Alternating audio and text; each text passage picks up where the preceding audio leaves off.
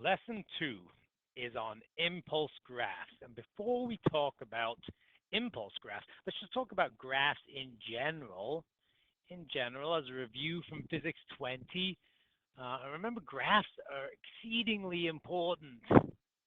Exceedingly important. So if you go to university and you're doing labs, then graphs are going to be your best friend or your worst enemy if you don't know what graphs can tell you.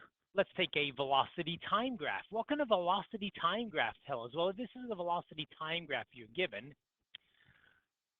you can determine, what can you determine from the slope of that line is the question.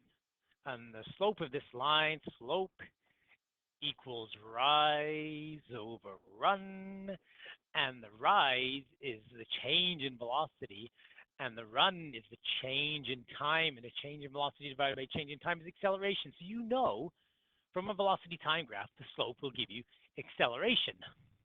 Question number 2, what about the area under the curve? Let's say I do this section here.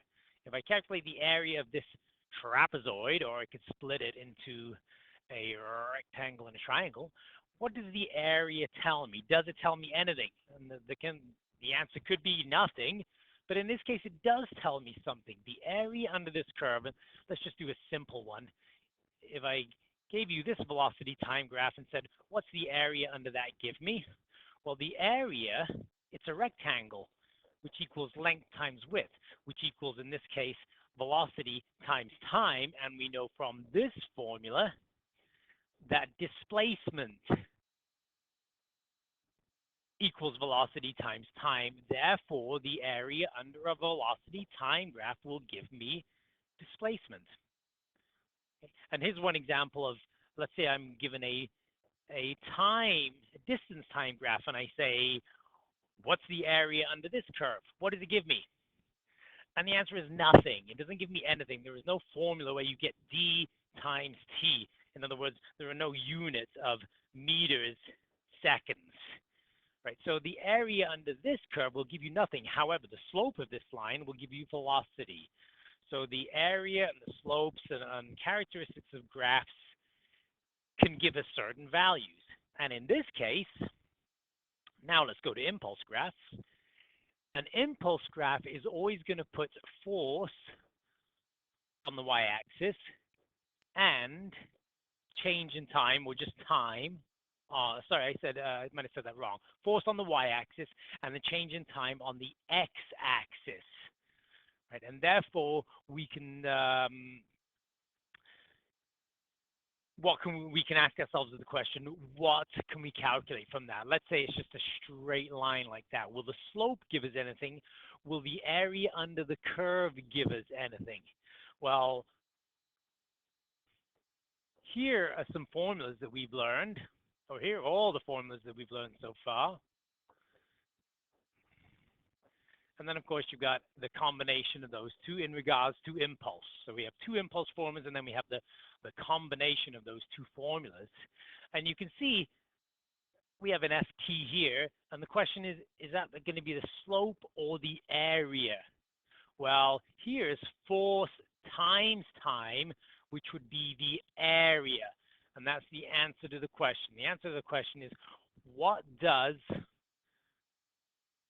a force time graph tell us? The area under a force time graph tells us impulse. Right, so there it is right there.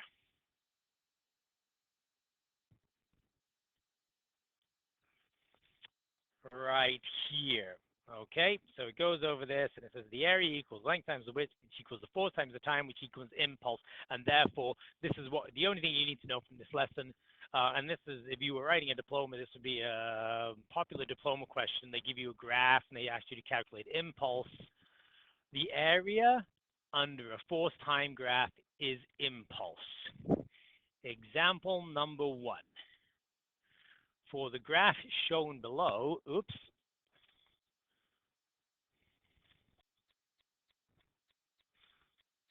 for the graph shown above, in other words, this one right here, it shows a constant force of 25 newtons acting over a 10-second time period. Determine the impulse. So let's let's just erase all this.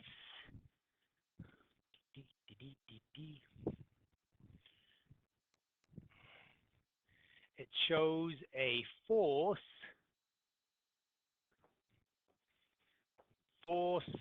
time. It says a 25 seconds constant force. So sorry, 25 Newton constant force acting over a time period of 10 seconds. Let's say the 10 seconds is right there. 10 seconds. Determine the impulse. I mean, that's as easy as it gets. It's just the area under the curve. It's a rectangle. So therefore, the impulse equals the force, area under the curve, force times delta t, which is going to be 25 times 10, or 250, or 2.5 times 10 to the 1, or sorry, times 10 to the 2 Newton seconds. So the answer is 2.5 times 10 to the 2 Newtons seconds. And I didn't discuss that in the previous video, so I'll just quickly discuss it now, and that is this unit for impulse. Oh, actually, I did discuss it a little bit, but just remember that the units for impulse can be Newton's time seconds, or they can be kilograms meters per second. Okay, so both these units, this one right here, they're both the same. Moving on to a more realistic example, which is where the force is not constant. So in example 2, I'm in a car that's accelerating from rest at a red light. I want to calculate the impulse acting on the car during the first 5.78 seconds. If I know that the force on the car steadily increases from 0 to 3,012 newtons over this time, determine the impulse. So best to draw a graph here. We have force, we have time. The force steadily increases from 0 to 3,000. So in other words, starts at 0, goes to 3,012 right here over a time period of 5.78 seconds. And the first part of the question says just determine the impulse. Determine the impulse, right? So that is going to be the impulse. The impulse equals the area under the curve. Area under the curve. And remember, in science and math terminology, a curve can be a straight line. A straight line or a curved line, just like a quadrilateral or a square is a specific form of quadrilateral. A straight line is a specific form of a curve. And in this case, we have a triangle. It's a triangle, so all you need to do is calculate the area of that triangle, which is going to be 1/2 times the base times the height. 1/2, the base is 5.78, the height is 3,012. Multiply all those numbers together, and you get 8.7 times 10 to the 3 kilograms meters per second, or newtons per second. Or, sorry, newton seconds. All right. And then the second part of the question, if the mass of the car is 1,500, determine the final velocity of the car. The final velocity of the car. So the car starts from rest, so its initial velocity is 0. So all we need to do here is find delta V. So part B is find out the VF, or just the change in velocity since it started from 0. And since we've already calculated the impulse, delta P, and we're given the mass was 1,500 kilograms, and we have the impulse, 8.7 times 10 to the 3 Newton seconds, then calculating the delta V is pretty straightforward. It's just this formula here. Impulse equals mass times change in velocity. Therefore, change in velocity equals the impulse divided by the mass. Ring a ding dong dandy, plug in the numbers, get the answer. The answer turns out to be 5.8 meters per second. 5.8 meters per second, which is not particularly fast for a car. 5.8 meters per second. Remember, Usain Bolt runs at around 10 meters per second. Onward, and yeah, once again, this would be a good diploma type question. This graph shows the result of applying 500 kilograms meters per second of impulse to an object as it is moved across the floor for 10 seconds. Determine the maximum force. Determine the maximum force that was exerted. Okay, well, the maximum force is right here. So there are a couple of ways that you can do this, but probably the easiest way is just, again, with our area. The area equals 1/2 times the base times the height. Now we know that the area represents the impulse. So delta P equals 1/2 times delta T times F. Okay, let's just make sure we understand that. Delta P, the area under the curve, equals 1/2 because it's a triangle. Blah, blah, blah, blah, it's a triangle times the base, delta T, times the height of the triangle right there, force. And in this question, we're solving for the force, determine the maximum amount of force. So we rearrange this for force, we get 2 times the impulse divided by delta T. And it gives us the impulse in the question. So it simply becomes 2 times 500 divided by the time, 10. And if we do all that, we get 100 newtons. 100 newtons. Now, the other way that you could have perceived that question is, well, the maximum force occurs right here, right? So I can just find, I can just use that part, and then I won't eliminate this 2 here, and I'll get the same answer. But I kind of prefer doing it that way. Okay, and the last question, it says, even if the graph is a curved line, well, they're all curved lines, really. Even straight lines are technically curved lines, but that's okay.